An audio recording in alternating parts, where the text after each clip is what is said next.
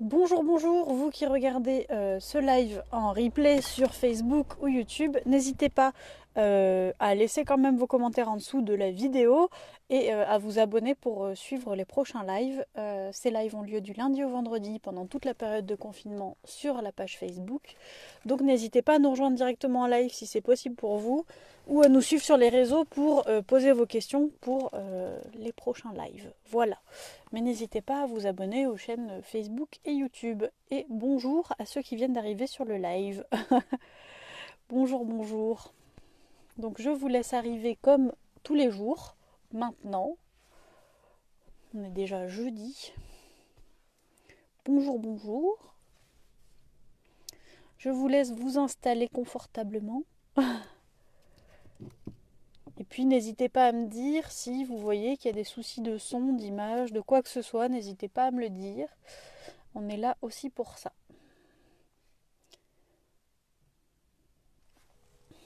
Bonjour, bonjour.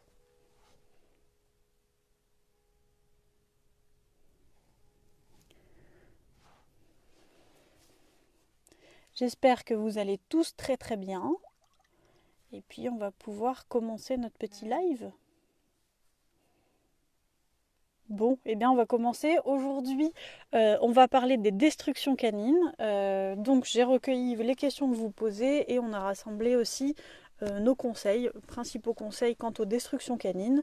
Encore une fois, je le dis tous les jours, mais il y a des gens qui ne sont pas là tous les jours. Si vous avez des problématiques que vous rencontrez avec votre chien, sachez qu'on peut en parler en message privé.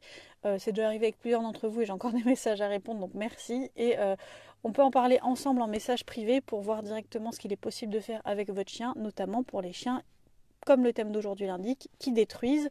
Mais pour toutes les problématiques aussi rencontrées, on fait des bilans comportementaux à distance et des séances de suivi à distance aussi. On peut très bien aussi se contacter par téléphone avant ou juste pour des renseignements. On peut mettre en place cette mini séance, on va dire, gratuite. N'hésitez surtout pas à passer en privé, qu'on vienne ensemble d'un rendez-vous possible, voilà, une dizaine, quinzaine, vingtaine de minutes, où on peut parler ensemble directement du cas de votre chien. Bonjour, je suis à l'heure. Attends 2 secondes, je nettoie l'objectif parce que c'est cracra quand même nos téléphones. Voilà, j'espère que vous voyez un peu mieux. Eh bien, enchantée Pauline, que tu sois à l'heure, quoi. Super ravie plutôt que tu sois à l'heure. Et c'est un live voiture aujourd'hui parce que confinement oblige, on ne peut pas toujours trouver un endroit adapté. Donc c'est dans la voiture. Donc, notre petit live destruction aujourd'hui. J'ai cru que la tablette m'avait lâché. Donc, je vais répondre comme d'habitude aux questions qui ont été posées sous le post que j'ai fait hier à cet effet. Et aujourd'hui, par contre, on rajoute des petits conseils. Donc, aujourd'hui aussi, vous avez été plusieurs à poser des questions sur ce sujet. Donc, merci beaucoup. Et on commence directement. Donc, je lis. Alors, je pense au cas d'une amie qui a récupéré un chien de 4 ans environ à la SPA, qui était avant un chien errant a priori. C'est un chien qui détruit beaucoup, beaucoup, beaucoup lorsqu'il est seul, à tel point d'en devenir un danger pour lui-même. La dernière fois, c'était toute une gaine de fil électrique qu'il a complètement ouvert près de la porte. Il a été ensuite en cage, sans apprentissage de la cage malheureusement, et a réussi à écarter les barreaux de la cage et de s'en échapper. Oui, oui. Et c'est un croisé griffon pas costaud du tout. Le chien n'a jamais été habitué à vivre en intérieur, n'a jamais reçu d'apprentissage de la solitude. Le vétérinaire l'a mis sous anxiolytiques qui l'ont un peu calmé, mais je ne cesse de lui dire que ça ne règle pas le problème et que c'est une solution inefficace de surface. Le chien est un peu shooté, c'est tout, et que le problème de fond doit être réglé avec un travail comportemental. Peut-on changer un tel comportement à terme avec un vrai travail sérieux par le biais d'un professionnel, notamment sur un chien qui a toujours vécu dans la rue? Pour moi, déjà c'est une sacrée histoire que tu nous as racontée là. Cela dépendra du chien. On ne peut jamais promettre, aucun éducateur ne peut promettre que tout s'améliorera, mais par contre, il y a toujours quelque chose à travailler. Notamment dans cette histoire-là, on voit que pas tout est fait, mais beaucoup de choses sont faites, mais il n'y a aucun apprentissage derrière. On met une cage, mais pour mettre une cage, pour essayer de mettre en sécurité le chien et l'environnement, mais le chien n'a pas appris à supporter cette cage, donc au final, il panique aussi dedans et c'est très courant les chiens qui explosent les cages justement parce qu'ils n'ont juste pas appris à gérer la cage. La cage n'est pas forcément une solution non plus. Personnellement, c'est pas quelque chose qu'on a eu à conseiller, mais c'est pas quelque chose non plus qu'on refuserait de conseiller. C'est pas quelque chose avec lequel on refuse de travailler. mais c'est quelque chose qu'on travaille, si la cage est déjà présente à la maison, c'est quelque chose qu'on travaille pour qu'elle soit acceptée, ça me semble évident. Après, tu parles de vétérinaires, c'est sûr que les vétérinaires sont pas les seuls professionnels canins à pouvoir intervenir, évidemment, et comportementalistes qui peuvent intervenir. Il y a plein de choses à mettre en place avec ce chien pour juste au moins diminuer ce comportement, c'est certain. On ne peut rien promettre, mais on peut toujours faire de notre mieux. Et évidemment, les méthodes positives, pour moi, ça devrait être les seules qui devraient s'appliquer pour tous les chiens, mais encore plus dans des cas où il y a des traumatismes.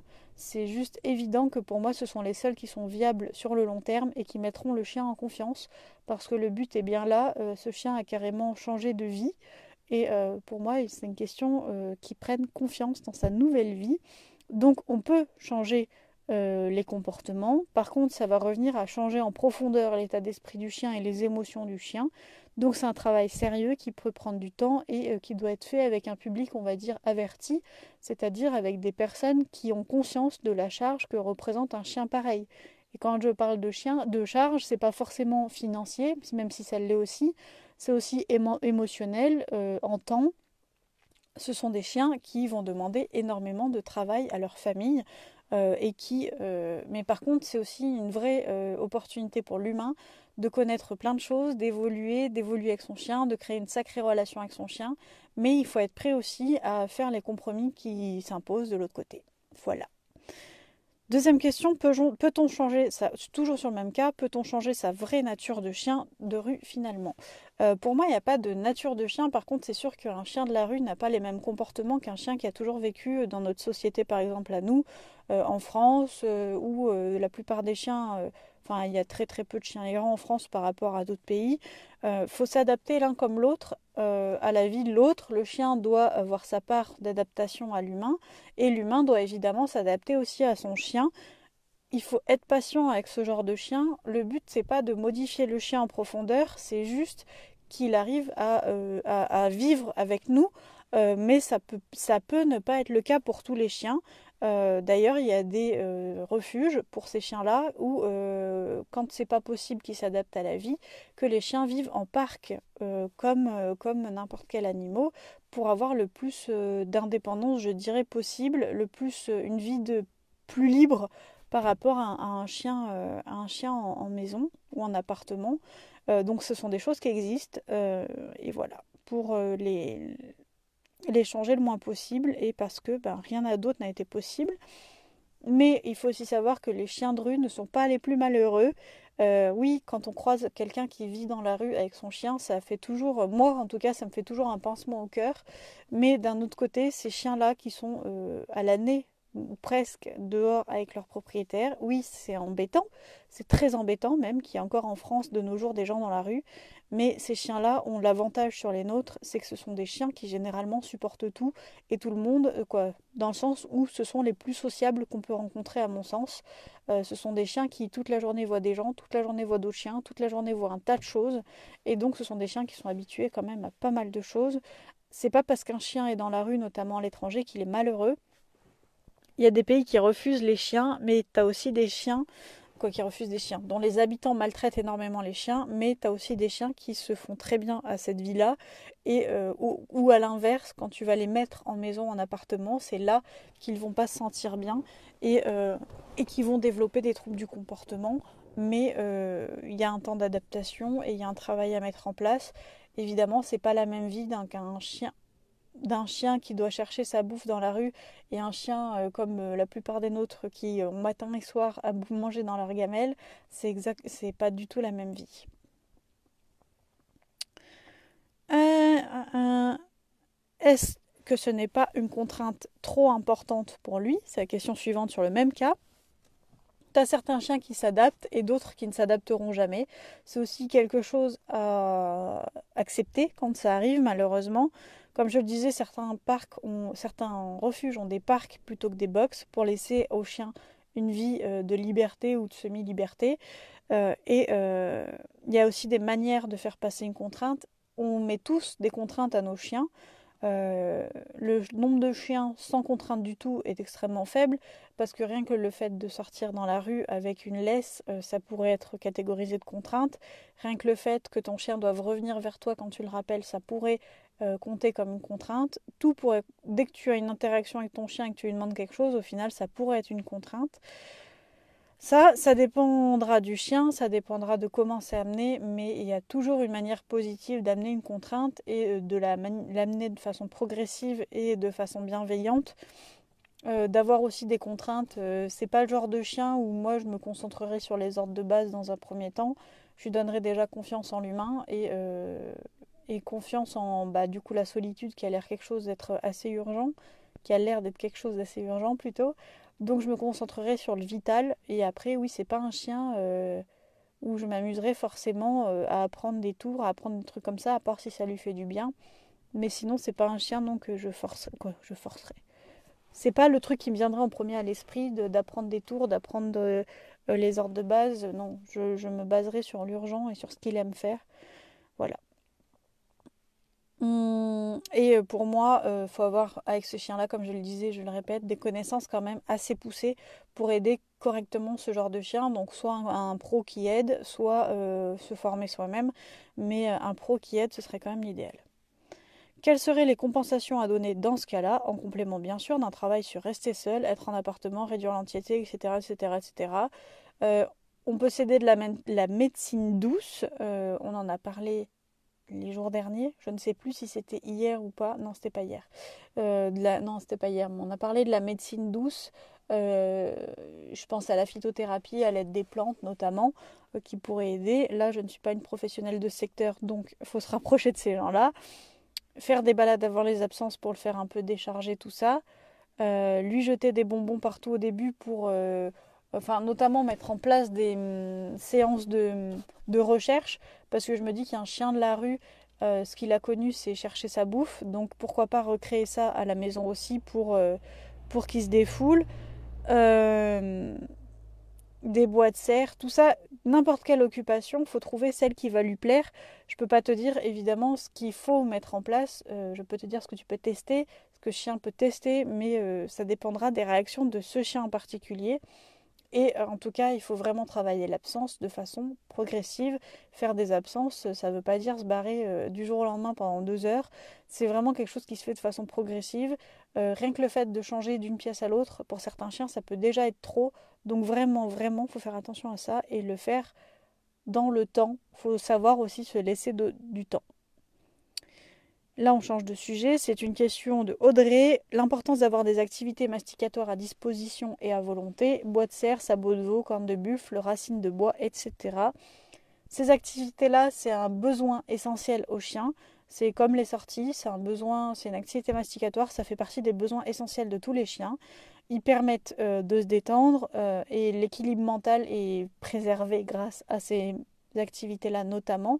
Nous avons des chiens qui à la base quand même, même si quand même il y en a de plus en plus qui sont nourris à l'aide de barf par exemple à la viande directement, donc là tu as l'activité masticatoire en même temps que la nourriture, mais sinon la plupart des chiens qui sont aux croquettes ont quand même besoin de cette activité masticatoire, donc vraiment ça apporte cette activité-là qui évite ça évitera qu'ils se jettent sur autre chose. Je pense notamment aux chiots avec les dents qui se forment et tout ça, où ça peut faire mal. Cette activité masticatoire est essentielle et même pour tous les âges. Ça va détendre le chien, ça va l'apaiser et il n'y a aucune raison de s'en passer, c'est un besoin chez le chien. Donc après, trouvez ce qui lui convient mieux. Faites un roulement dans les jeux de mastication. Quand un truc à mastiquer n'a plus d'odeur, mettez-le 1 ou 2 jours dans le paquet de croquettes pour qu'il retrouve une odeur. Mais en tout cas, faites en sorte que votre chien s'intéresse toujours à un jeu d'occupation, qu'il en ait toujours à disposition évidemment, et pour qu'il s'apaise, qu'il crée ses activités tout seul, qu'il sache s'occuper. Enfin, ça a énormément d'intérêt.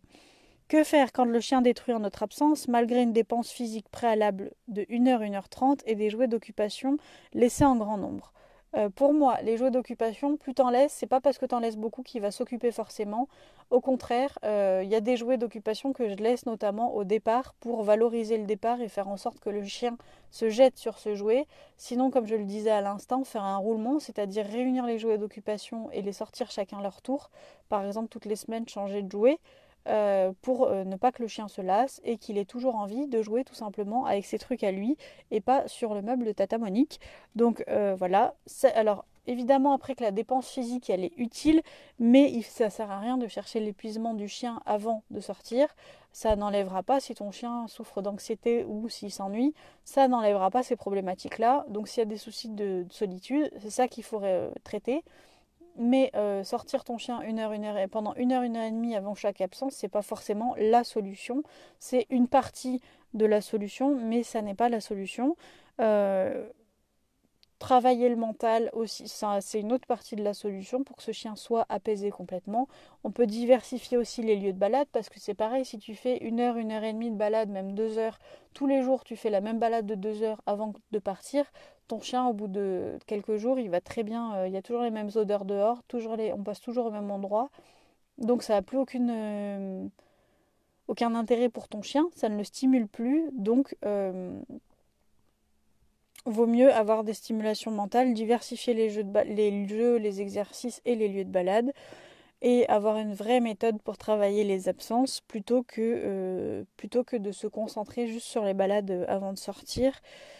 On privilégie les moments calmes avant de partir, ça sert à rien de surexciter son chien avant de partir et on s'aide de friandises alimentaires qui ont souvent plus de valeur. Enfin, pour certains chiens, quand on réduit l'espace, ça les rassure. Ils ne font pas le tour en vérifiant à chaque fois ce qui se passe. Ils ne paniquent pas.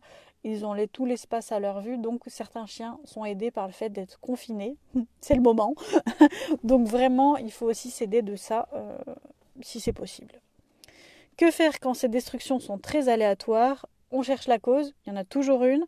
On reprend, à mon sens, tout depuis le début parce qu'il se peut que c'est quelque chose qui n'est pas. Il y a une étape qui n'a pas été acquise et à ce compte-là, on reprend depuis le début tout ce qu'on a appris à son chien et pour voir où a été la faiblesse dans l'apprentissage et la reprendre tout simplement.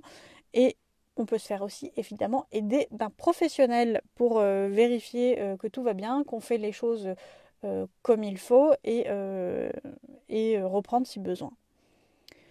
La caméra avec laquelle on peut parler au chien est-elle une bonne ou une mauvaise idée? C'est dans l'ensemble une bonne idée quand elle est utilisée correctement. J'ai l'impression d'être une tradie en disant cette phrase que je ne dis jamais. Ça ne remplacera jamais un bon apprentissage. T'as beau avoir toutes les caméras du monde, si ton chien ne sait pas rester tout seul et si t'as pas la bonne méthode, ça n'avancera à rien. Il faut pour moi l'utiliser avec modération parce que si ça devient, cette caméra elle est très bien mais ça peut devenir une drogue pour beaucoup, c'est-à-dire que les caméras, si tu es toute la journée connecté dessus déjà, toi t'as plus de vie au travail ou quoi et ça sert à rien parce que imagine t'as pas de connexion tu vas vite devenir impuissant et être frustré. Donc vraiment, ce sont des outils très bien, mais comme beaucoup d'outils à utiliser avec parcimonie. Et voilà. C'est une bonne idée, moi je trouve, mais à utiliser avec parcimonie parce que ça peut devenir vite une drogue. Et ça remplacera jamais de l'éducation canine.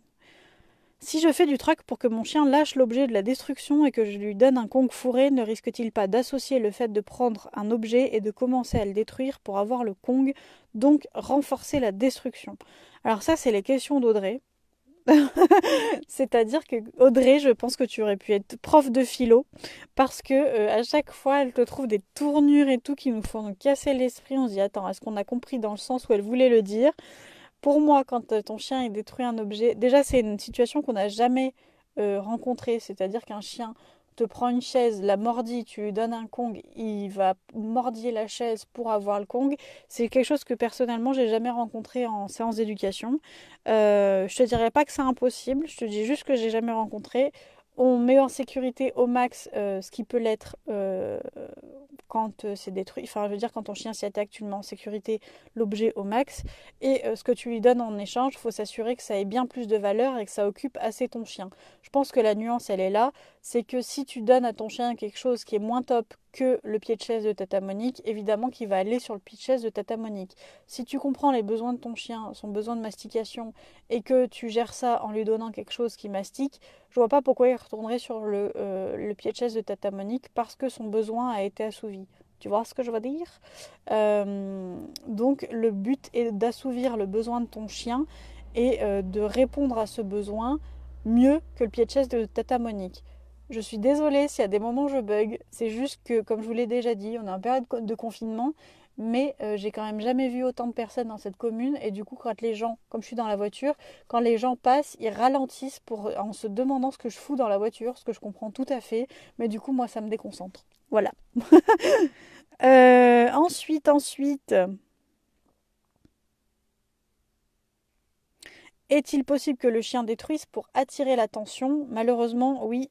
C'est-à-dire, pour moi, si ton chien se met à détruire pour attirer l'attention, il faut quand même se poser des questions et faire un point sur les stimulations que le chien a et la relation qu'on a avec lui. Il faut donner de l'attention ailleurs parce que ça me fait penser au cas des chiens qui sont maltraités, mais où en fait la maltraitance, c'est la seule interaction qu'ils ont avec leur propriétaire. Donc ils se mettent à faire des conneries pour avoir la réponse, même si la réponse, ce sont des coups ou des cris ou pire. Eh bien, comme c'est la seule interaction qu'ils ont avec eux, eh ben, ils le font pour avoir l'interaction. C'est hyper malheureux, mais à mon avis, ça marche de la même façon sur les destructions. Un chien peut tout à fait détruire s'il voit que ça apporte de l'attention. Donc voilà, quand on sait qu'un sourire peut compter comme une récompense pour un chien, évidemment que pour moi, il peut évidemment détruire pour attirer l'attention de son humain. Que faire s'il s'attaque au meuble en notre absence? Donner au chien quelque chose de plus intéressant. Sécuriser au max. Donner quelque chose de plus intéressant. Retravailler les absences. Vérifier si c'est de l'angoisse ou l'ennui. C'est-à-dire qu'il y a un moyen quand même assez simple de savoir si votre chien stresse ou s'ennuie pendant vos absences. Vous mettez un truc pour filmer en route, votre téléphone, un ordi qui filme, et vous partez. Au bout, si vous voyez que votre chien se met à détruire directement quand vous partez, c'est généralement le stress. Surtout s'il se met à détruire les tours de porte, les tours de fenêtre, les choses comme ça qui permettent d'aller vers l'extérieur.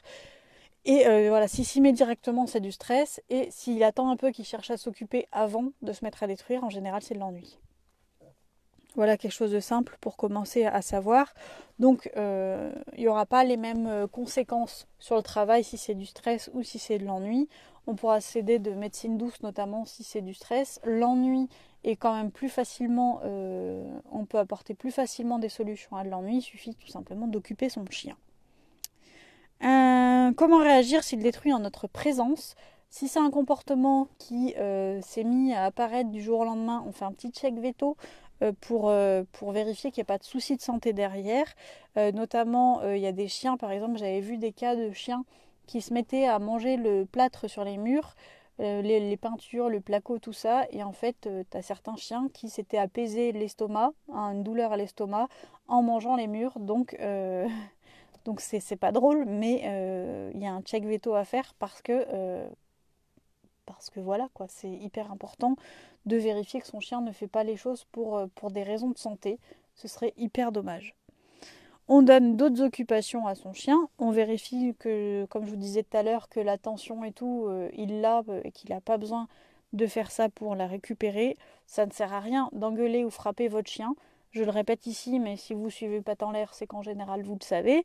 Ça sert absolument à rien d'engueuler ou de frapper son chien parce que il détruit. Et notamment sur les chiens qui détruisent en votre absence, c'est-à-dire que votre chien va sûrement stresser que vous n'êtes pas là, donc détruire pour se décharger cette énergie, cette mauvaise énergie qu'il a en lui, cette montée en pression, et vous rentrez à la maison et vous lui remettez une tabasse dans la tête. La prochaine fois que vous allez partir, il va avoir son stress de l'absence, mais aussi le stress de votre retour, parce qu'il va se dire, s'il revient, je vais peut-être m'en prendre une. Donc, vous allez potentiellement avoir encore plus de destruction faite par votre chien. Donc vraiment, ça ne sert à rien de vous mettre à frapper ou à engueuler votre chien, notamment pour ces raisons-là, mais il n'y a aucune raison valable. On récompense plutôt le calme, on récompense le fait qu'il laisse les choses tranquilles, le fait qu'il s'occupe autrement qu'en détruisant, et comme d'hab, on trouve la cause. La cause vous permettra d'adapter le travail ensuite à faire.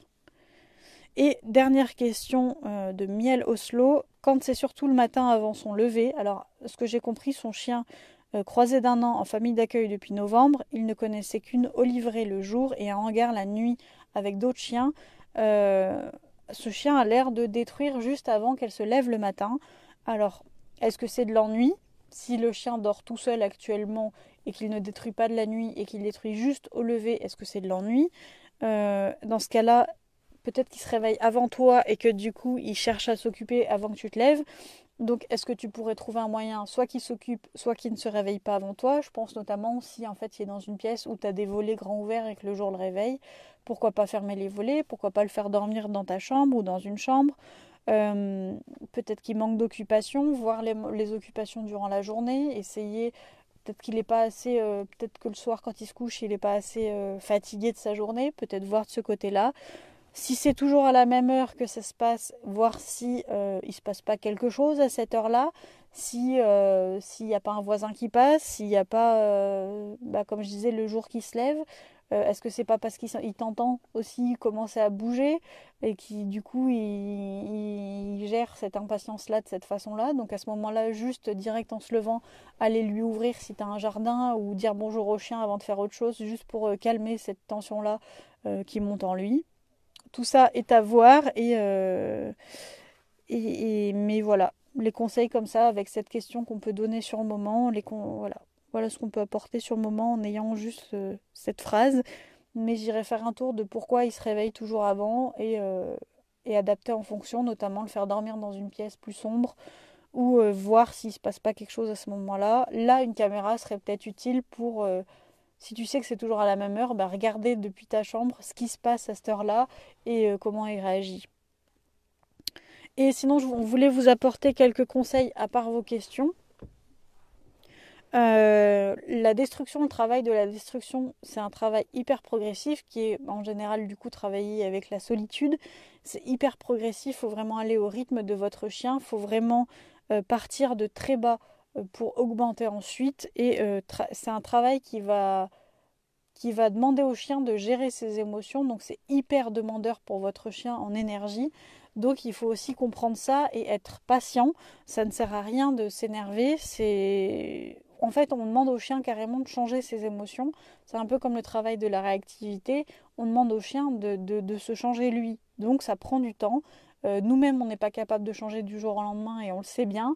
Donc vraiment, nos chiens, c'est la même chose. Et là, on travaille directement dans le mental, directement dans l'émotionnel, directement sur le cerveau du chien. Donc ça demande du temps et il faut le savoir avant de vous lancer.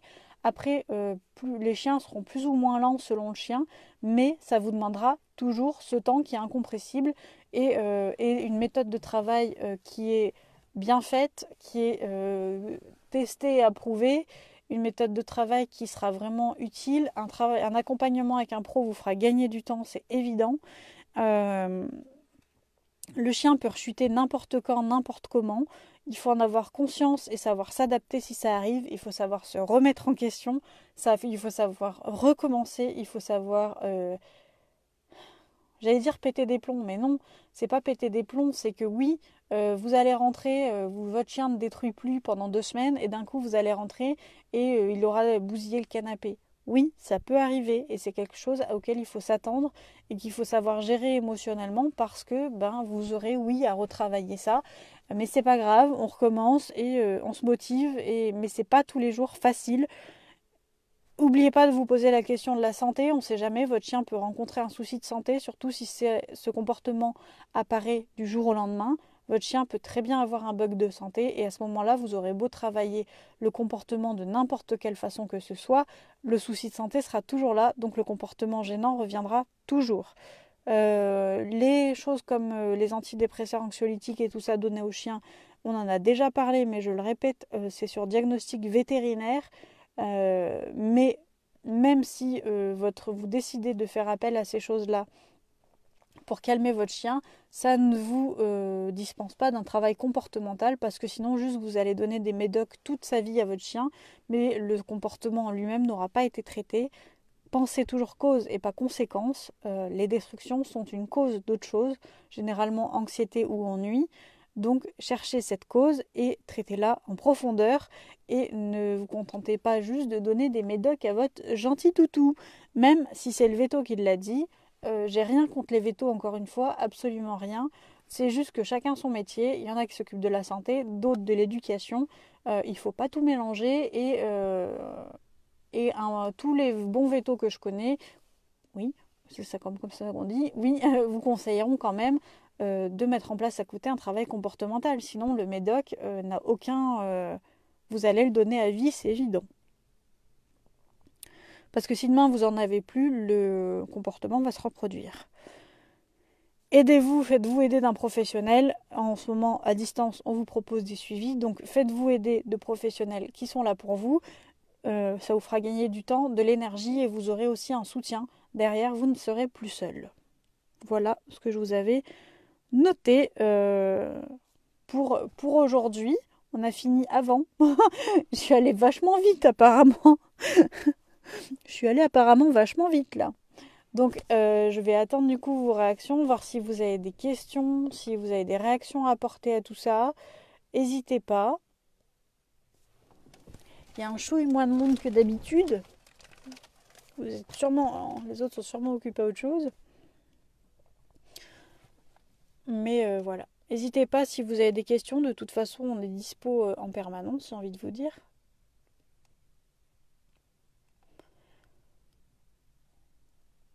Donc n'hésitez pas. Bon, en tout cas, j'espère que ce live vous aura apporté des réponses à vos questions. C'est le but. C'est vraiment le but de vous apporter des choses. Le live de demain sera sur renforcement et punition. Donc comme d'habitude, je vais vous poster un post où vous pourrez mettre vos questions pour demain s'il y en a.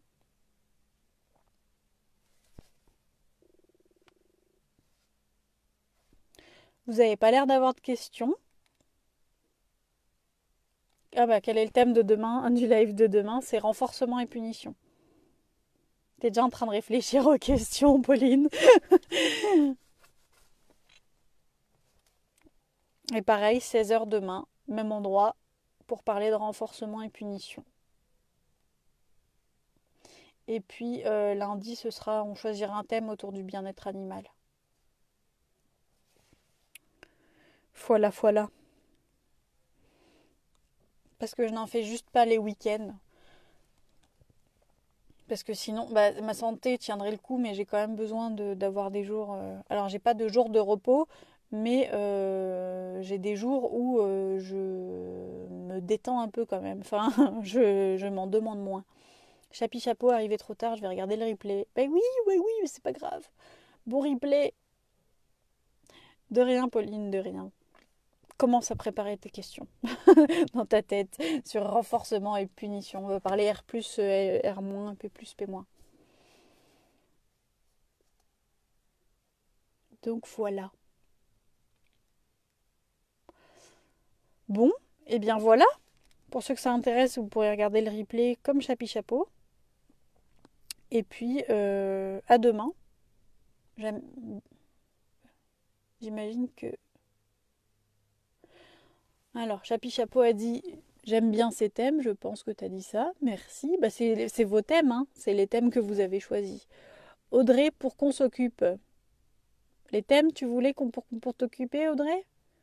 Si c'est le cas, demain, c'est renforcement et punition. Et lundi, bien-être animal. Je ne sais pas quoi faire exactement autour du bien-être animal. Je pensais qu'on pouvait en parler ensemble demain. On peut en parler là ensemble si vous voulez. Bien-être animal, c'est une proposition qu'on a eue. Je ne sais plus si c'est Audrey ou Chapi Chapeau qui l'a faite. Mais il y a un message avant. Mais tu vois, en fait, on n'a pas j'ai pas tous les messages. C'est ce que je disais hier. C'est que là, pour moi, il n'y a pas de message avant, tu vois. Donc, je veux bien que tu me le remettes si c'est possible, s'il te plaît, Audrey. Parce que c'est ce que j'ai vu. Et que, en fait, quand je suis retournée sur mes lives, parce qu'après, je les enregistre sur l'ordi, je les mets sur YouTube. Et en fait, en enregistrant, je vois qu'il y a des nouveaux messages que je n'ai pas vus pendant le live. Comment apprendre au chien à faire l'éducation positive? C'est au propriétaire qu'on l'apprend. À moins que tu aies une autre question que j'ai mal compris. Mais comment apprendre au chien à faire l'éducation positive C'est nous qu'on apprend ça. Ah, c'était toi, Chapi Chapeau, alors, le bien-être animal. Les besoins fondamentaux pour respecter le bien-être animal, c'est ça que tu voulais dire? Oui, parce que moi j'avais séparé ça en deux, tu vois. Comment subvenir aux besoins Toi, j'aurais besoin d'un petit éclaircissement sur ta définition bien-être animal, deux points, les besoins fondamentaux, sur ce que tu voulais dire exactement par là. Et Audrey, je ne sais pas si tu as remis ton message, mais il n'est pas passé. Enfin, du moins, je ne l'ai pas eu. Donc si tu l'as mis, je ne l'ai pas eu. Différence entre bien-être et bien-traitance. Ah si, ça va, mais c'est philo là. J'ai envie de rajouter, vous avez 4 heures derrière. Mais c'est chouette. C'est chouette, différence entre bien-être et bien-traitance. Ok, j'avais bien compris ton truc. Ok. Les besoins fondamentaux. Bah, on peut faire ça lundi du coup. Mais Audrey, je te jure que j'ai rien. Je le jure. Faudrait que je te fasse un imprimé, mais je peux pas pendant le live. Faudrait que je prévoie. Faudrait que je puisse te filmer mon écran, mais j'ai rien. Là, je suis en train de. Vous voyez pas parce que la caméra est de l'autre côté. Je suis en train de remonter l'écran pour justement chercher ton message, mais je ne l'ai pas. J'ai juste pour qu'on s'occupe et il y a un message avant. J'ai juste ça. Vraiment. Pour apprendre à nos chiens, à eux aussi, l'application des concepts de l'éducation positive, qu'ils arrêtent l'utilisation de la punition positive. La com animale, on pourrait peut-être leur dire en communication, mais sinon, à moins que je comprenne encore pas, tu sais, je suis un peu. Le confinement fait que mes racines apparaissent et j'ai les cheveux blancs en dessous. Donc je suis un petit peu claire des cheveux, donc peut-être que j'ai encore pas compris ta vanne, ou ce n'est peut-être pas une vanne. Et ton... ok. Est-ce qu'on...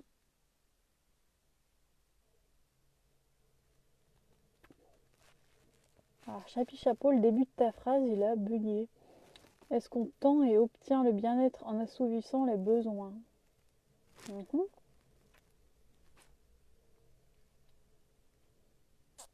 Ouais, je préfère un live global. Si oui, à mon sens, le bien-être et les besoins sont liés, donc difficile de séparer, c'est clair.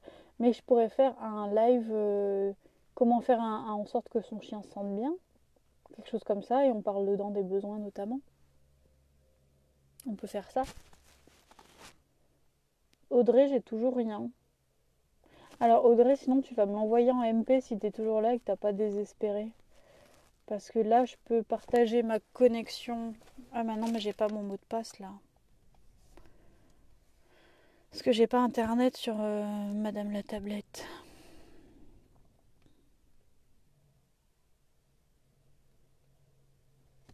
Hmm.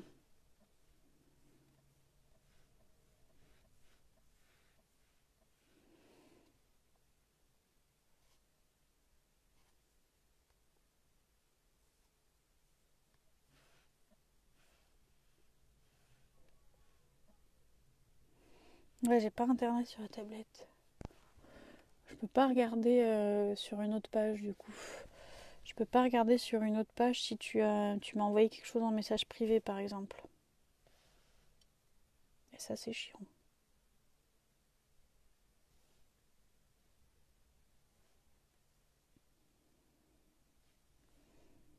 Hmm. Ou envoie-le en MP sur mon... On est en ami ou pas? Si jamais tu m'as en même ami sur mon profil, envoie-le moi en message privé parce que vraiment je sais même pas si t'es encore là mais je ne l'ai pas.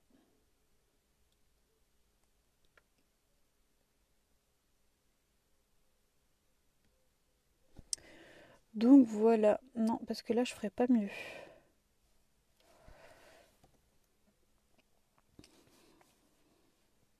Parce que j'ai le partage de co depuis mon téléphone, mais je peux pas aller voir mon mot de passe de partage de co.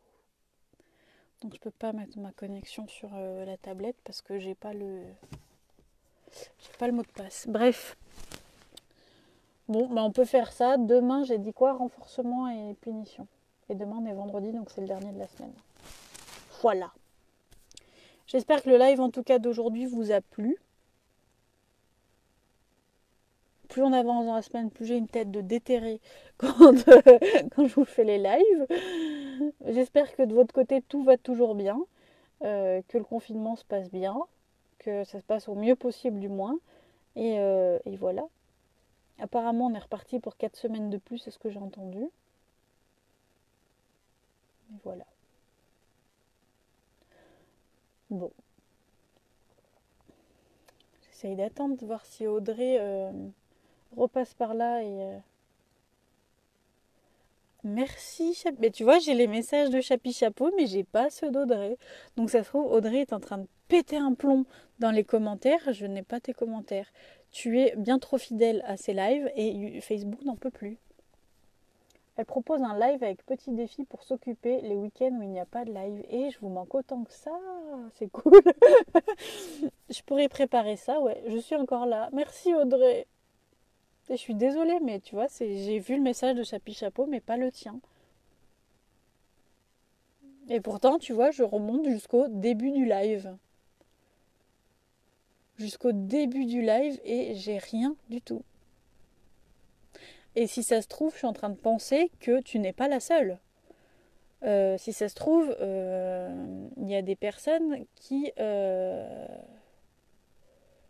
ont mis des messages que je n'ai pas vus. Donc je suis désolée si vous mettez des messages que je ne vois pas pendant les lives. Ce n'est pas ma faute. Moi, je réponds à tout ce que je vois. 4 semaines de plus, oui, apparemment. Mais rumeur ou pas, on ne sait jamais ce qui se passe. Alors moi, j'essaie de pas trop me. Rien d'officiel encore, même si on s'en doute. Ok, bon bah tu vois. J'essaie de pas trop me formaliser avec ça. Je prends un jour après l'autre parce que normalement, notamment avec les angoisses, c'est pas du tout le plus facile à gérer. Merci Chapi Chapeau, je désespérais. Mais j'en étais sûre que tu désespérais. Mais tu vois, je n'y peux rien. Je n'y peux rien, je le jure. Merci d'avoir fait le relais en tout cas. Des petits défis pour s'occuper pendant le week-end. Pourquoi pas? Peut-être vous les mettre plutôt en post pour que ça reste ou vous les en faire des mini vidéos ou les mettre en story. Pourquoi pas les mettre en story? Ça peut être cool. Un petit défi. Mm. Je vais réfléchir à ça pour vous en lancer un demain soir du coup pour vous occuper pendant le week-end. Ouais. Je suis en train de réfléchir à quoi, ce qui prendrait pas trop de temps et adapté, mais je vais réfléchir. Si c'est quelque chose qui peut vous plaire, oh, ça a failli pas sortir, avec plaisir. Tant que c'est quelque chose qui vous plaît, moi je suis prête à me casser la tête pour ça.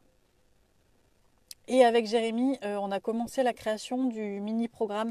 Alors à la base, je voulais que ce soit un mini-programme parce que un programme comme on crée avec énormément de contenu et tout ça, c'est vachement, ça prend du temps et c'est sur des questions plus larges comme le rappelle la marche en laisse ou comprendre son chien de manière globale. Là, on s'était dit un programme spécialisé sur les signaux d'apaisement, ça va pas, voilà, ça va pas aller, ça va pas être un énorme programme. Et en fait, là, on en est à 11 parties dans le programme. Donc ces parties ensuite se redivisent, mais on en est à 11 thèmes à aborder autour du langage canin. Donc c'est juste, j'ai trouvé ça énorme. Et encore, c'est le premier jet, donc on va sûrement rajouter des choses. Je trouve ça ouf.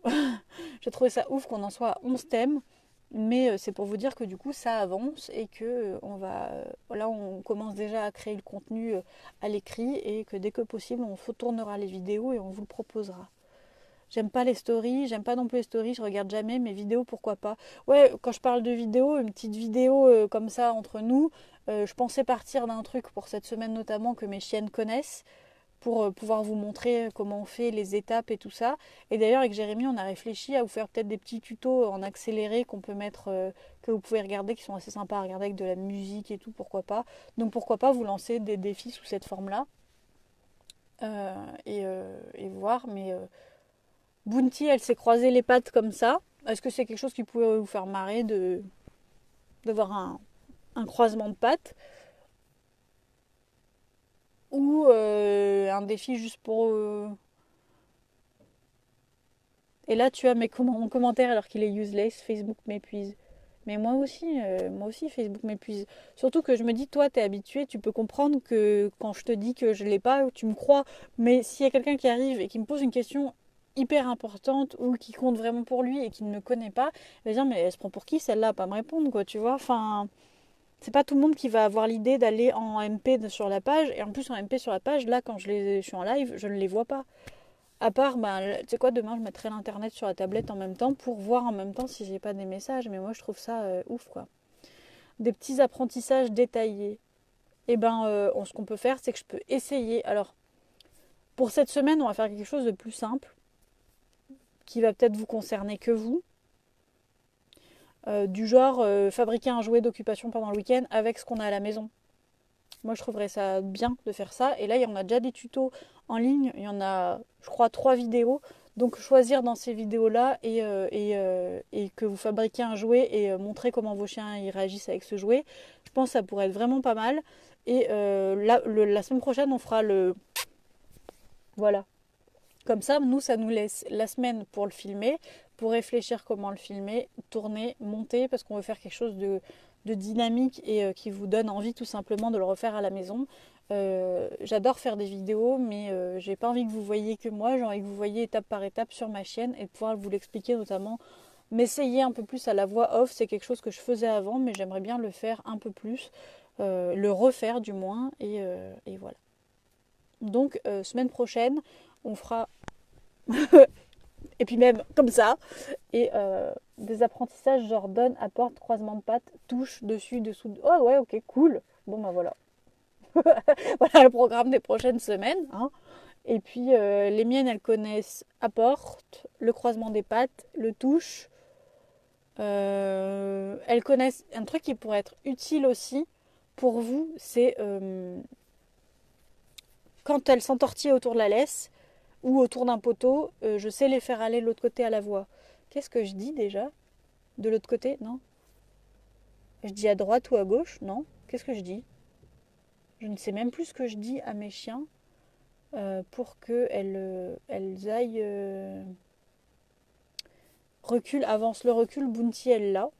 Avance, elle l'a aussi. C'est devant chez moi. Mais quand elle passe de l'autre côté d'un poteau, je dis de l'autre côté.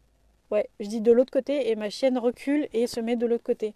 Pour pas qu'on s'entortille dans un poteau, parce que moi je balade 2 chiens en même temps, donc si j'en ai une qui va derrière un poteau, je peux pas suivre forcément avec l'autre, donc c'est de l'autre côté. Ouais, c'est ça. Donc pourquoi pas, si ça peut vous intéresser, avec grand plaisir. Là aussi, laissez vos idées ici ou dans les commentaires, en message privé, partout. J'essaierai de le voir. Loki, c'est saluer, reculer, faire le tour. Ah, fait le tour, c'est ça mon mot. C'est pas de l'autre côté, c'est fait le tour. Tourner, rouler, faire le beau, milieu, se cacher. Ah, moi, c'est faire le beau aussi. Lana, elle sait faire la morte. Quand elle est entourée autour d'un... Ah oui, moi j'ai fait le tour. Ouais, c'est ça. Pour tourner autour d'un poteau. Lana, elle fait la morte. Bounty fait la belle. Et Kira, elle sait faire le salut. Qu'on appelle chez...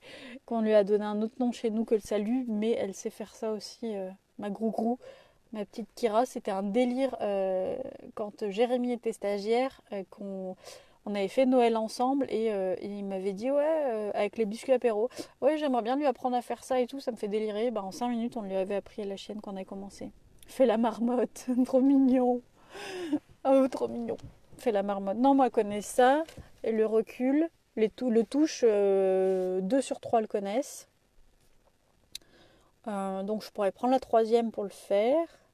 En fait, il y en a une qui le connaît avec les pattes et les 2 autres avec le museau. Mais Boubou, ça, c'est le premier truc que je lui ai appris au clicker. J'ai adoré quand j'ai découvert le clicker. Mais sinon, fait le beau, recule, ouais, avance, tourne. Tourne, elle l'a appris avec le stop d'urgence parce que ma chienne, elle a des problèmes de vue.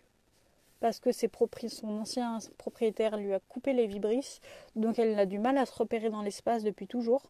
Et en fait, le stop d'urgence et le tourne, c'est parce qu'une fois, elle s'est pris une barrière en bois dans la tronche, mais pleine face.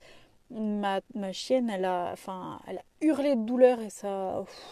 rien que d'y repenser, voilà. J'ai cru que je la perdais ce jour-là parce qu'elle est tombée raide, elle était assommée. Et du coup, je m'étais dit, je veux jamais que ça se reproduise. Du coup, ma chienne a pris le stop d'urgence et le demi-tour. Pour stop et fait demi-tour ou recule ou droite-gauche pour que je puisse la guider même de loin au cas où je vois si elle fonce dans un arbre, je peux la guider parce que Bounty c'est vraiment pas étonnant, ça peut très bien lui arriver de foncer dans un arbre à cause de ces petits soucis là. Moi elle fait l'ourson, en cours pour le salut mais pas sûre d'avoir le bon plan d'apprentissage. Ok, pourquoi pas le salut aussi, comme ça me donnerait l'occasion de le reprendre avec la mienne aussi. Pourquoi pas. Bah, en tout cas, j'ai de quoi piocher là-dedans. On vous préparera ça. Comme je vous le dis, cette semaine, ça va être un truc pour vous. Parce que j'ai pas le temps, là, d'ici demain, de vous préparer une vidéo et tout. Clairement, c'est impossible. Mais j'ai le temps de vous préparer, de vous regrouper tous les tutos qu'on a, de vous regrouper des idées et de vous donner des petits devoirs.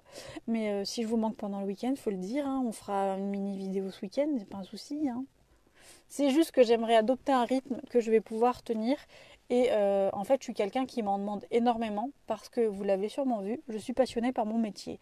Sauf que la passion, ça peut t'épuiser au même titre qu'un autre boulot parce que c'est encore plus vicieux. Tu ne sens pas la fatigue ou tu la sens beaucoup moins. Et t'as pas l'impression d'être fatigué comme quelqu'un qui taffe à l'usine 35 heures par semaine. Donc, tu t'en demandes beaucoup et au final, tu t'épuises. Et là, j'ai la petite mamie qui est passée. Pour ceux qui suivent les lives, j'ai la petite mamie qui est passée à côté de la voiture. Voilà, mes lives, ça a l'air de beaucoup l'intriguer quand même. Hein. Je pense que je vais lui expliquer ce que je fais parce que, bah voilà. Ah, mais en fait, toutes les voitures l'intriguent. Non, ça se trouve, elle m'a même pas vue. Voilà. S'essuyer les pattes, ouais, carrément. C'est tout à fait possible. Ah oui, c'est toutes les voitures qui l'intriguent. Oui, oui, je confirme. Bref, pour ceux qui sont là depuis le premier live ou presque, il y a une petite mamie dans la rue qui sort un peu tous les jours quand je fais mon live. Et là, elle est en train de vérifier toutes les voitures. Donc peut-être elle vérifie les vignettes d'assurance, je ne sais pas. Mais toutes les voitures y passent. Voilà. C'est bien, hein. Enfin, les voisins, j'adore les voisins. Je ne me plains pas, c'est juste qu'il y a des choses qui, moi, me viendraient jamais à l'esprit de faire et que je vois chez les autres humains. Et je trouve ça passionnant. Autant les chiens, ça me passionne, mais alors les humains, des fois, je trouve ça encore plus passionnant. Bref, donc j'ai des petites idées. Merci, merci, merci de vos idées. Et si vous avez raté le début de ce live, n'hésitez pas à le regarder en replay ou à le regarder, il sera demain soir sur YouTube. Du coup, ce soir sur YouTube, c'est ce qu'on a vu hier, les balades pendant le confinement. Et demain, renforcement et punition. Donc, j'attendrai vos questions là-dessus. Audrey, j'espère que tu es déjà en train de faire chauffer le clavier et tes doigts pour pouvoir m'écrire toutes tes questions.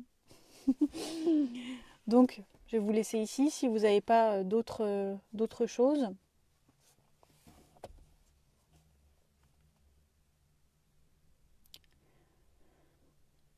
Je vais attendre un peu au cas où vous ayez d'autres questions ou quoi que ce soit. J'étais loin en fait. Pendant ce live, je vous parlais d'ici, mais j'étais vachement loin.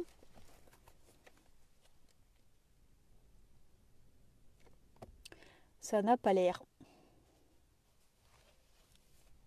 Ça n'a pas l'air. Et puis, je vais retourner à mes communications animales et à mon programme sur les signaux d'apaisement. Je vais retourner à la vie réelle. Je vous remercie de votre écoute en tout cas. Mes cheveux blancs et moi, on vous fait de gros bisous. Et puis, je vous prépare tout ça. À demain, 16h, même endroit. Pour les retardataires, n'oubliez pas 16h, si ces lives vous plaisent. Et voilà. Et puis, si vous avez d'autres idées, encore une fois, n'hésitez pas à la suite là en commentaire. Parce que, comme d'habitude, je vais trouver des commentaires après la diffusion qui n'auront pas été publiés pendant. Voilà. Je vous souhaite une bonne fin d'après-midi. Bonne soirée à toi aussi, Chapi Chapeau. Et à demain. Salut, salut!